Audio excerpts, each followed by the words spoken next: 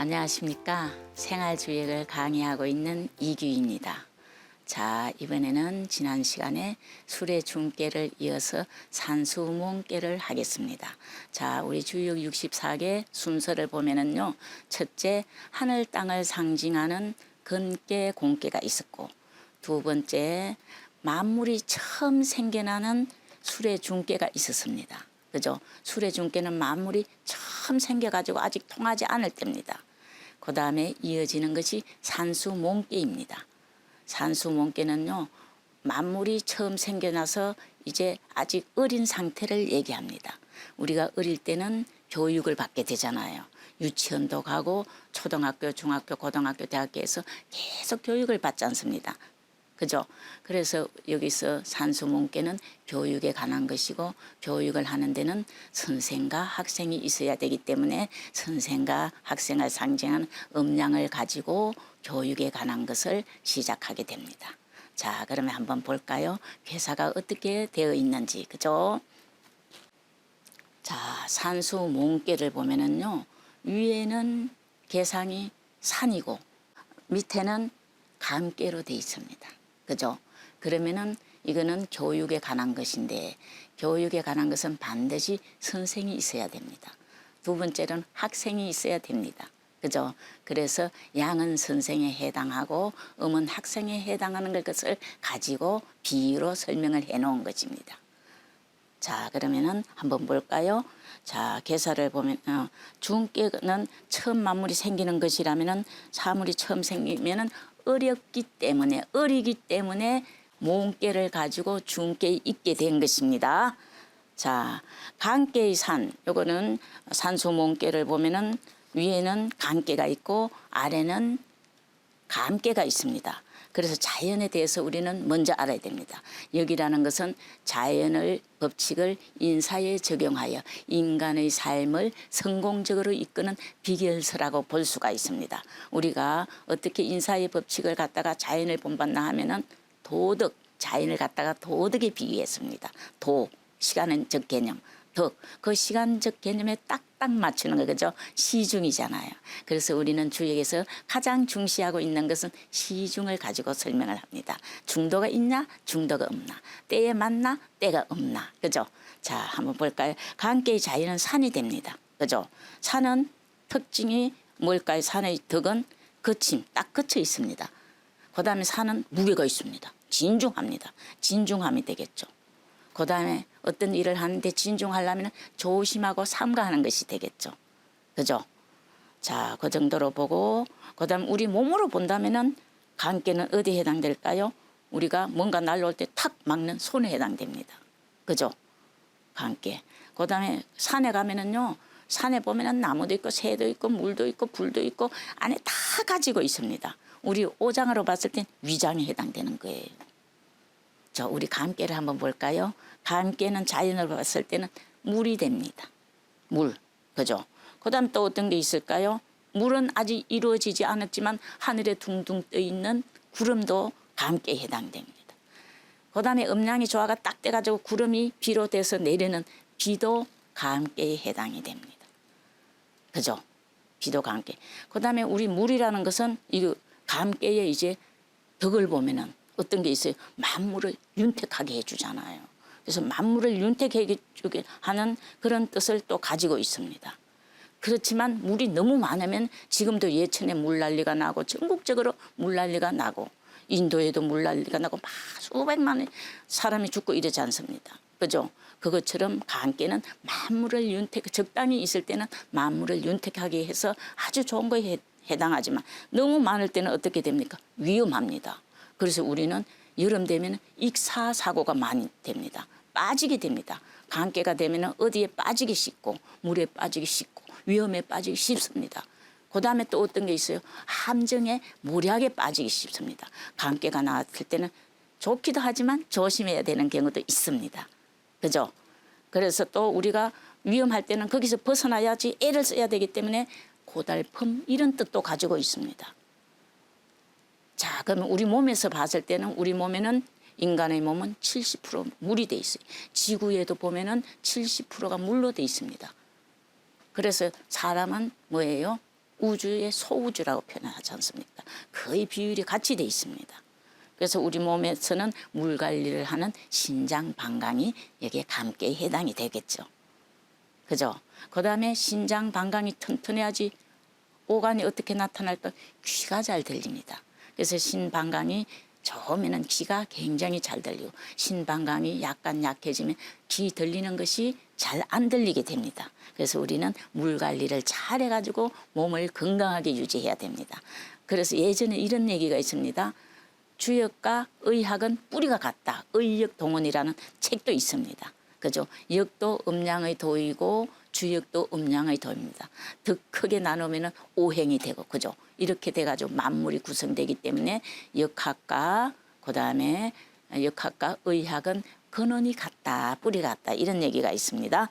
자, 중깨는 예를 들어서 중깨를 갖다가 신생아라고 표현한다면은 신생아 금방 갓 태어난 아이라고 생각한다면은요 모음깨에는 어떻게 해당될까요?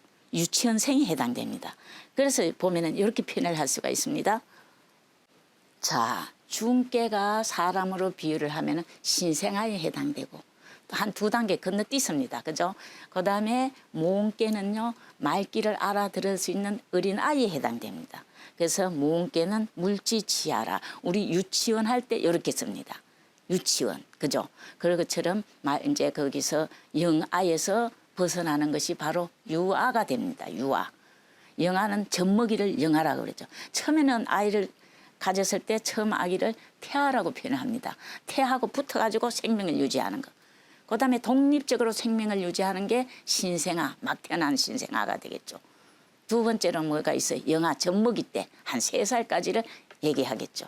그 다음에 3살이 넘어가지고 아장아장 걷기 시작할 때부터 교육이 시작되는 겁니다. 그래서 뭐가 있어요? 우리 유치원 이런 표현이 있습니다. 그 유치원에 다니는 그런 아이에 해당되는 그런 경우가 바로 모음깨에 해당됩니다. 그러면 유치원에 가면 누가 있습니까? 선생님이 계시죠. 그래서 선생님을 비유하는 양깨와 학생을 비유하는 음깨를 가지고 교육에 관한 설명을 초요부터 6회까지 쭉 이어져 있습니다. 자, 우리 그렇다면은 모음깨의 개사, 이게는 어떠한 것이다 하는 개사에 대해서 먼저 보겠습니다. 자, 모음깨는 형통하니, 모음깨는 형통하니. 비하고 동몽이라, 비하고 동몽이라, 동몽이 구하니, 그죠? 동몽이 구하니, 초서든 곡하고, 여기는 고로 읽지 않고 곡으로 읽습니다. 초서든 곡하고, 제3이면 독이라, 독, 모독하다 할 때 독입니다. 독적 불곡이니, 이정하니라. 개사가 이렇게 되어 있습니다. 개사는 한 개 전체에 대한 설명을 줄거리에 설명이 됩니다. 자, 그럼 그걸 해석을 한번 볼까요? 해석을 보면 어떻게 돼요? 모음깨는 형통하니 아까 중깨는 미통이라 아직 통하지는 않아. 만물이 태어났지만 아직 형통하지는 못해. 그렇게 표현을 했는데 모음깨는 통한다, 형통한다 바로 이렇게 나옵니다. 그러면 어린아이는 나기만 하면은 다 커간다는 거예요. 만물은 나기만 하면 다 자란다는 거예요. 시간에 따라서. 그죠? 그거를 형통한다 이렇게 표현을 했습니다. 모음깨는 형통하니 내가 동몽에게 구하는 것이 아니라 동몽이 나에게 구해야 되니. 처음 점쳐서 물으면은 가르쳐 주고 두 번, 세 번 똑같은 걸 계속 물으면은 선생을 모독하는 것이니 모독하면 가르쳐주지 않는다. 이런 표현이 있습니다. 그래서 배우는 학생이나 가르치는 선생이나 모두 뭐로서 해야 된다? 정도를 지킴이 이롭다 이렇게 표현했습니다. 그렇다면 이 개사는 누가 썼을까요? 개사 문왕이 썼습니다. 문왕. 그죠? 문왕에 어떤 게 있습니까? 문왕의 지혜, 복희씨의 통찰력. 복희씨는요 우주를 보고 통찰력 있게 관찰해가지고 팔계를 만드는 사람입니다. 문왕은 그걸 가지고 감옥소에 있으면서 잘못도 없으면서 감옥에 갇히게 되거든요. 감옥소에 있으면서 64개를 만들고 괴사를 쓰게 됩니다. 얼마나 지혜롭습니까? 그죠? 그렇게 해가지고 64개가 이루어진 거예요. 그 64개를 만들어 놓고 그 개 하나의 대체적인 줄거리를 쓴 것이 바로 괴사가 됩니다. 자, 몽께는 형통하니 내가 동몽에게 구하는 것이 아니라 동몽이 나에게 구해야 되는 것이니 처음 점쳐서 물으면 잘 가르쳐주고 두 번, 세 번 똑같은 걸 계속 물으면 가르쳐주지 않는다. 이렇게 표현을 했습니다. 그러니까 공자가 뭐라고 표현을 했어요? 모독하면은 가르쳐주지 않는 거야. 그죠? 정도를 지킴이 이롭다. 이런 표현이 있습니다. 자, 이거는 뭐냐 하면은 배우는 자세에 대해서 설명을 하고 있어요. 배우는 자세. 선생이 쫓아다니면서 학생을 모집해가 이거는 잘못된 교육입니다. 잘못된 교육을 학생을 막 쫓아다니면서 차 태워가지고 모집해가지고 가르치다 보니까는 인성교육이 없어집니다, 지금. 그래서 그 예전에 수천 년 전에 공자가 표현한 얘기책의 예를 한번 들어볼까요? 자, 이렇게 표현이 되어 있습니다. 자, 공자가 가르침의 도에 대해서 선생과 학생의 도에 대해서 이렇게 표현을 해놨습니다. 내가 와서 배운다는 말은 들어봤어도 학생을 일일이 찾아다니면서 가르친다는 말은 들어보지 못했다. 이것이 바로 배우는 자와 가르치는 자의 도가 되겠습니다. 그죠? 정도를 지킴이 이롭다 했을 때 바로 배우는 자와 가르침의 정도가 이렇게 해석을 할 수 있습니다. 와서 배우는 것은 내 들어보지 못했다. 내가 학생을 막 찾아다니면서 가르치지는 않는다. 오는 학생은 정성스럽게 와가지고 정성을 다해서 와가지고 지극정성으로 배우려고 하는 태도를 가진 사람에게 가르쳐야지 먹혀 들어간다. 이렇게 표현했습니다. 그 옛날에 수천 년 전에. 지금 그게 반대로 돼 있습니다. 학생 모집을 광고를 해가지고 엄청난 광고를 해가지고 버스로 싣고 다니면서 하니까 인성교육이 떨어지게 됩니다. 그래서 지식은 많이 알고 있고 시험 점수는 올라갈 수 있는데 배우면 배울수록 인성교육이 더 없어지고 인성이 더 타락하게 됩니다. 지금 현 태세가 그렇게 흘러가고 있습니다. 그죠? 그래서 우리는 이 몽깨를 가지고 우리의 교육에 대한 계획을 하는데 일조가 될 수가 있는 거죠. 그래서 많은 사람들이 주역을 읽으면서 주역의 지혜 배워가지고 사회생활을 하는데 적용하면은 서로 간에 다 도움이 되리라고 저는 봅니다. 자, 그 다음에 또 어떤 게 있을까요? 이런 거는 왜 이런 표현을 했냐 하면은요, 쉽게 가르치면 잊어버리고 머리에 들어가지 않는다는 거예요. 그래서 구하기를 기다린 뒤에 가르쳐 줘야 돼. 난 이것이 배우고 싶어. 어떻게 해서라도 배우고 말까. 이런 마음이 꽉 찼을 때 가르쳐 줘야지 그것이 남아가지고 나중에 행동으로 이어진다는 거예요. 배우기 싫은데 억지로 그냥 잡아가지고 가르치지면은 머리 하나도 안 들어온다는 거예요. 맹자에 보면 이런 얘기가 있습니다. 두 학생이 똑같이 공부를 배우는데 한 학생은 할로 매일 새 잡을 생각을 하고 듣는 거예요. 한 학생은 그것을 배워가지고 전부 다 행동으로 옮기는 경우가 있습니다. 똑같이 배웠지만 완전히 다릅니다. 한 학생은 너도 배워야 된다 하고 엄마가 데려다 준 학생이고 한 학생은 너무 가난해가지고 배울 수가 없는데 부탁 신신당부를 해가지고 시간을 쪼개가지고 내어서 가서 배운 학생이 됩니다. 똑같은 장소에서 똑같은 선생한테 배워도 행동의 차이는 천리나 어긋나게 됩니다. 그죠? 그래서 우리는 가르칠 때는 모집해서 가르치는 것이 아니라 우리가 찾아다니면서 가르치지 않는 것이 아니라 배우고 싶어서 온 학생에게 지극정성으로 가르쳐야 된다. 그런 표현을 하고 있습니다. 자, 그리고 가르치는 사람과 배우는 사람의 도는 모두 바람을 이롭게 여긴다. 이제 교사의 마지막으로 그렇게 표현이 되어 있는데 내학 뭐예요? 와서 배워야지. 어떻게 하면 안 된다? 왕이 불교해서는 안 된다. 가서 가르쳐서는 안 된다. 이것이 바로 가르치는 자와 배우는 자의 도리의 정도에 해당됩니다. 자, 그러면은 그 개사를 가지고 아주 자세하고 이해하기 쉽게 해설을 달아놓은 것이 바로 단전이 됩니다. 단전은요, 문왕의 개사를 갖다가 공자가 부연 설명을 해놓고 자세하게 설명한 것입니다. 그럼 단전을 한번 볼까요? 자, 단활, 그럼 단전에 말하였다 그런 얘기입니다. 단활, 몽은 사나윰하고 흠이지 몽이라. 흠이지 몽이라. 몽형은 이형 행이니 행통한다 그랬어요. 형통에 나간다 그랬어요. 그죠? 아까 중께에서는 미통이라고 지난 시간에 중께에서는 미통 아직 통하지 않는다. 그런데 모음께는 형행이라 형통하여 나가는 것이다. 바로 표현이 그렇게 되어 있는 것입니다. 시중야요 때에 맞게 행하는 것이요. 어릴 때는 어릴 때에 맞게 행하는 것이 시중이에요. 어른만 시중이 하는 것이 아닙니다. 어린 아이도 갓난 아이도 시중을 합니다. 배가 고프면 엥 하고 웁니다. 아직 말을 하지 못하기 때문에 울음으로써 표현을 하고 기분이 좋으면 빵긋빵긋 웃습니다.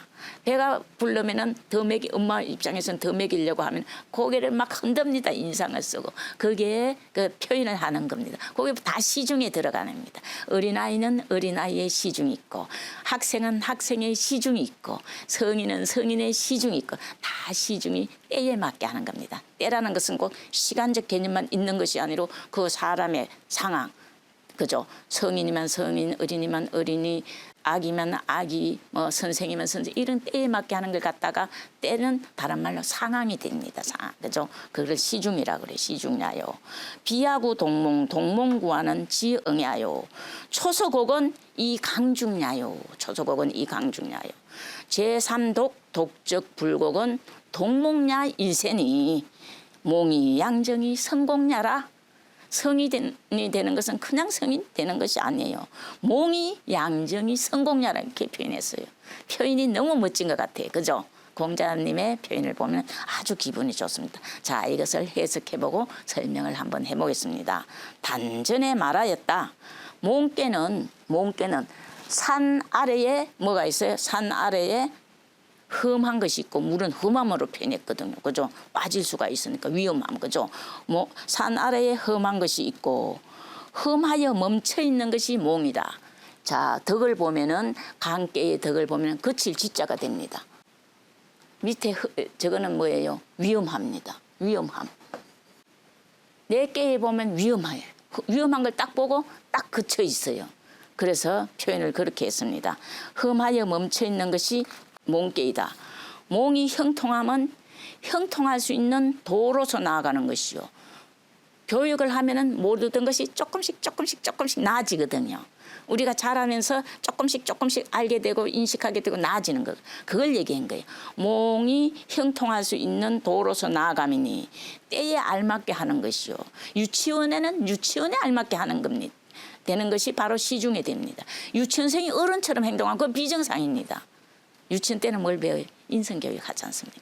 그죠? 안녕하세요. 유치원들아 빠이빠이 뭐 이런 인사에부터 시작합니다. 사람의 모든 일은 인사는 인사라 그런 말이 있습니다. 인사는 인사라. 인사는 인사를 시작하는 것부터 했을 때 인성교육이 제대로 된다 겁니다. 그래서 딱 처음에 유치원 들어가면 안녕하세요 공손하게 인사하는 거죠. 또 떠나갈 때도 교육을 마치고 갈 때도 또 안녕히 계십시오 하고 인사를 하는 겁니다. 인사로 시작해서 인사로 마치는 것이 바로 인사가 됩니다. 사람이 일이 된다는 거예요. 그죠? 자, 내가 동몽을 구하는 것이 아니라 동몽이 나에게 구하면 뜻이 응하기 때문이요. 뜻이 응해. 저 사람은 어떤 뜻이 응할까요? 가르치려고 하는 사람은 잘 가르치려고 하는 마음이 꽉 찼어. 배우려고 하는 사람은 내가 이 선생님한테 잘 배워야지 하는 마음이 꽉 찼어. 호응한다는 얘기예요.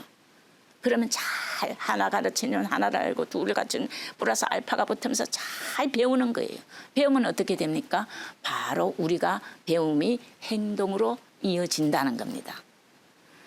배움만 충분히 있고 행동으로 이어지지 않는다면 안 배우는 것만 못하게 됩니다. 우리가 배운다는 것은 때에 맞춰서 행동하기 위해서 배우는 것입니다. 그죠? 자, 그런데 이것은 선생님은 가르치려고 하는 마음이 꽉 차 있고 배우는 학생은 배워서 사람답게 살아야지 하는 마음이 꽉 차 있을 때 서로 호응이 되어가지고 교육이 잘 된다 이런 표현을 합니다. 그 다음에 처음 점쳐서 물으면 알려준다는 것은 강직하고 중정한 도로서 하기 때문이고 이건 이효에 해당됩니다. 나중에 효사에 이게 나을 거예요. 그죠? 강직하고 중정한 도로서 하기 때문이고 두 번, 세 번 물으면은 어때요? 선생을 모독하는 거예요. 똑같은 거 선생님 이거 맞아요? 아까 또 맞아요? 또 맞아요? 이렇게 하면 안 가르쳐 준다는 거예요. 그죠? 선생을 모독하는 것이니. 그죠? 두 번, 세 번 물으면 모독하는 것이니 모독하면 가르쳐주지 않으면 버릇없는 아주 그 버릇없는 몽이기 어린이기 때문이니 어릴 때 발음을 기르는 것은 성인이 되는 공부다 그런 얘기예요.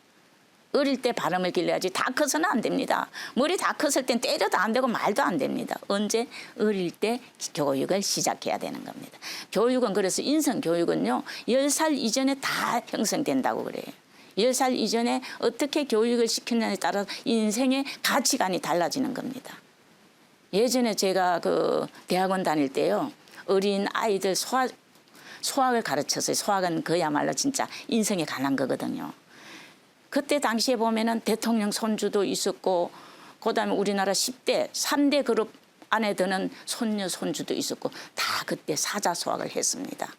보통 가정에서는요. 영어 교육을 중시해가지고 영어 교육만 하지만 이 그런 아주 큰 가문이나 또 벼슬을 가지고 간직이 있었던 사람들은 자식에게 사자소학, 인성교육에 해당하는 사자소육을 가르쳤습니다. 그때 3대 대통령의 손주들을 제가 가르쳤거든요. 벌써 지금 성인이 다 돼가지고 사회생활 다 하게 됐죠. 근데 그 아이들을 어쩌다 이제 접하게 되고 만나게 되는데 상당히 지금 열심히 살고 있습니다. 사자소학을 인성교육을 하게 되면은요, 내가 길을 가다가 그 길이 바르지 않으면은 스스로 돌아옵니다. 남이 말해도 안 됩니다. 스스로 돌아옵니다. 그런데 인성교육이 마음속에 정립되어 있지 않으면은 내가 가는 길이 옳은 길인지 그런 길인지 깨닫지 못합니다. 그래서 끝까지 가게 됩니다. 끝까지 가게 되면은 원위치로 돌아오지 않기가 쉽지가 않습니다. 그래서 성경에 보면은 꼴찌가 1등 되리라 이런 얘기가 있습니다. 불선의 길로 꼴찌 가던 사람이 선의 길로 돌아오면 뭐가 된다? 1등이 된다는 얘기입니다. 그래서 어릴 때 인성교육을 가르쳐야 됩니다. 교육은 크게 3가지로 나눠집니다. 우리가 한번 볼까요? 어떤 교육이 있는지. 자, 표현을 해보겠습니다. 자, 교육을 크게 3가지로 볼 수 있습니다. 첫째, 체육이 있습니다. 체육은 뭐예요? 음식과 운동으로 어때요? 몸을 잘 기른 겁니다. 근데 우리는 어떻게 돼 있습니까? 우리 어릴 때는요, 체육 시간이 2시간 끝나 꼭 있었어요. 그런데 시험 보는데 시간이 부족하다는 이유로 체육 시간이 없어졌습니다. 그다음에 우리는 월요일날 첫 시간에 도덕이 있었거든요. 근데 지금은 도덕은 저거 시험에 별로 나오지 않아. 점수에 반영이 안 돼. 그래서 도덕도 없어졌습니다. 그죠? 그래서 지육, 3가지 중에서 체육과 덕육을 뺀 지육만 하게 됩니다. 지육은 지식을 쌓는 거예요. 시험 잘 보기 위한 연습하는 거예요. 지금요, 체육이 없어졌죠. 덕육이 없어졌죠. 지육만 있다 보니까 지육은 뭐냐 하면은 덕육은 인성교육을 덕육이라고 합니다. 자, 시간이 없다 보니까 한문을 쓰다 한자로 썼습니다. 교육엔 크게 체육이 있고 덕육이 있고 지육이 있습니다. 체육은 골고루 음식을 먹어야 되죠. 어릴 때부터 그죠? 습관 들여야 되죠. 그다음 적당히 운동을 해야 돼. 그래서 우리 몸을 튼튼하게 하는 겁니다. 튼튼한 몸에 건강한 정신이 깃드는 겁니다. 2번째로는 덕육이 있습니다. 덕을 기른다. 이거는 뭐냐면요. 덕은 인성교육을 말합니다. 인성은 사람이 본성이에요. 사람 본성. 사람의 본성은 다 착하다. 왜? 하늘이 내려준 거니까요. 그러면 왜 악한 사람이 있습니까? 이렇게 물을 수가 있죠. 사람이 자라면서 뭐가 자라요? 오감이 발달하게 돼요. 눈, 코, 귀, 입 이런 것이 발달하면서 나는 이런 색깔이 좋은 거야. 나는 이런 맛이 좋아. 나는 이런 음악이 좋아. 이러면서 자기 나름대로 자아가 생기면서 그 자아가 자기라고 생각을 하는 거예요. 그거는 사심, 개인적인 마음이다. 그래서 사심이라고 그러는 거예요. 근데 인성이라는 것은 하늘이 준 모든 행동을 선하게 할 수 있는 그 마음을 인성교육이라고 그래요. 근데 우리는 인성교육에 대한 거, 도덕교육에 대한 것은 시험에 나지가 않아요. 그래서 그게 없어졌단 말이에요. 우리 어릴 때는요, 도덕 시간 월요일 첫 시간에 있었고, 체육은 매일마다 2째 시간 마치면 체육이 있었습니다. 그래서 체육하고 인성교육을 배운 다음에 배우면서 모르는 묻고 하는 건 지혜를 쌓아가는 지육이 있습니다. 지금 현재에서는요, 체육도 없어지고 덕육도 없어지고 지육만 있게 되니까 인성이 많이 타락돼 가지고 자기의 어떤 개체성, 자기의 존재 의식이 좀 없어지는 겁니다. 그래서 목숨을 쉽게 생각하는 경우가 많습니다. 그래서 우리는 교육의 제도가 바뀐다면은 주역의 몸깨를 가지고 하면 어떨까? 저는 그렇게 생각을 하고 있습니다. 자, 그러면은 단전을 끝내고 그 다음에 마지막으로 상전을 하겠습니다. 이 상, 6효가 있는 이 상 전체에 대한 설명이 상전입니다. 그것도 공자가 썼습니다. 한번 볼까요? 자, 상활 사나 출천이 몽이니 군자 이하야 과행하면 육덕하나니라 이렇게 표현을 했습니다. 산 아래 샘물이 나오는 것이 몽깨이니, 자, 위에는 산이고 아래는 물입니다. 산 아래 물은 물이 많을까요, 적을까요? 산 아래 금방 나서는 물이 조금씩 나오잖아요. 그래서 물이 나와가지고 냇가로 흘러가고 강으로 흘러가고 바다로 흘러갔을 때 많은 물이 쌓이게 되는 거죠. 그것처럼 우리도 처음 태어났을 때는 어리다, 그걸 갖다가 물로 갖고 표현을 했습니다. 산 아래 물이 있는 것이, 샘물이 나오는 것이 몽깨이니, 군자 누구예요? 이런 학문을 하는 사람, 그죠? 우리처럼 의리에 맞게 살려고 하는 사람을 군자라고 얘기해요. 그러면 개념에 반대 개념 있는, 상대 개념 있는 소인이 있어요. 소인은 이익을 쫓아서 행동하는 사람을 가지고 소인이라고 공자는 그렇게 표현했습니다. 의리를 쫓아서 행동하려고 하는 사람을 군자, 이익을 쫓아서 행동하려고 하는 사람은 소인, 이렇게 공자는 그렇게 분류를 해 놓았습니다. 그래서 가능하면은 잘 안 되지만 노력을 하는 거죠. 의리대로 살려고 노력을 하게 됩니다. 그것만으로도 만족하고 사는 거죠. 그죠? 자, 산 아래 샘물이 나오는 것이 몽깨이니 군자가 이치를 본받아서 과행하며, 옳은 행동은 과감하게 행동하며 의로운 일은 과감하게 행하며 육덕하나니라. 평소에는 자기 자신의 덕을 기른다, 그런 얘기예요. 덕을 기르는 구체적인 방법은 뭐 있을까요? 자성이라고도 하고 반성이라고도 합니다. 남을 탓하고 남을 보는 것이 아니라 내 자신을 돌아보면서 덕을 기릅니다. 잘못한 것은 다음부터 하지 않고 더 좋은 방법으로 나아가고 선으로 나아가려고 하는 마음, 이런 것이 바로 뭐가 되는 거예요? 덕을 기르는 것이 됩니다. 본성을 회복하려고 하는 것이 덕을 기른 거예요. 그래서 옛날에 이고라는 사람이 복성서, 본성을 회복하는 글을 쓴 것이 있습니다. 그게 바로 덕을 기르는 것에 대한 것입니다. 자, 오늘은 여기서 마치고 다음 시간에 몽깨 초효부터 육효를 이어서 하겠습니다. 감사합니다.